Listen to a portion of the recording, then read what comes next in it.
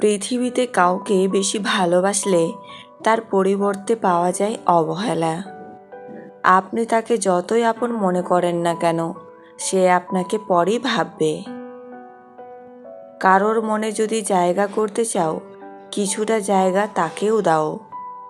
খারাপ ব্যক্তির সাথে বন্ধুত্ব বা শত্রুতা কোনোটাই রাখা উচিত নয়, কারণ মনে রাখবেন, কয়লা গরম হলে হাত পুড়িয়ে দেয়, আবার শীতল হলে হাতে কালি লাগিয়ে দেয়। নিজের ছোটোখাটো ভুলের ক্ষেত্রে সচেতন হন, কারণ একটি ছোট্ট ছিদ্র একটি বিশাল জাহাজকে ডুবিয়ে দিতে পারে। অভিযোগ নয়, অভিজ্ঞতা থেকে বলছি, সৎ মানুষগুলোর চেয়ে অসৎ মানুষগুলো এই দুনিয়ায় বড্ড বেশি সুখী হলেও শান্তিতে নেই। জীবনের অর্ধেক সময় কেটে যায় সার্টিফিকেট অর্জন করতে, বাকি জীবন কেটে যায় সার্টিফিকেটের জেরক্স করতে করতে। কেউ যদি আপনাকে অবহেলা করে, মনে রাখবেন, আপনি যত ভালো কাজই করেন না কেন তার চোখে পড়বে না। যেটা নিয়ে মানুষের মনে সবসময় হারানোর ভয় থাকে, সেটাই সবার আগে হারিয়ে যায়। কিছু সম্পর্কে শুধু ঝগড়া লেগেই থাকে, আবার কেউ কাউকে ছাড়া থাকতে পারে না। গুরুত্ব থাকলে প্রত্যেকটা সম্পর্কই টিকে যায়, হোক তা ভালোবাসা বা বন্ধুত্ব।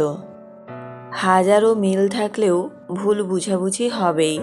যতই ভুল বুঝাবুঝি হোক, তা মিটিয়ে নিতে হবে, কারণ সম্পর্কটা অনেক দামি। মিথ্যাবাদী ও স্বার্থপর লোক বেশি দিন কারো কাছে ভালো থাকতে পারে না। সময়ের ব্যবধানে আসল রূপ ফুটে ওঠে। মিষ্টি কথা সবাই বলে, তবে মিষ্টি কথার পেছনে শয়তানি চেহারাটা একমাত্র জ্ঞানীরাই ধরতে পারে। অতিরিক্ত ঘনিষ্ঠতা অনেক সময় কাছের মানুষগুলোকেও তাড়াতাড়ি নষ্ট করে দেয়। কম আলাপ থাকলেই বোধ হয় সম্পর্কগুলো আসলে সুন্দর। এমন 5টি বস্তু আছে যার অল্পই অধিক, যেমন দুঃখ, বেদনা, দারিদ্রতা, আগুন এবং শত্রুতা। মনে রেখো, আজকের দিনটিই তোমার সেই ভবিষ্যৎ যা নিয়ে তুমি গতকাল চিন্তিত ছিলে। ভালো সময় আসার 3টি সংকেত: 1. যদি খুব বেশি দুঃখে থাকেন। 2. যদি খারাপ সময় আসে। 3. যদি কেউ আপনাকে ঠকায়।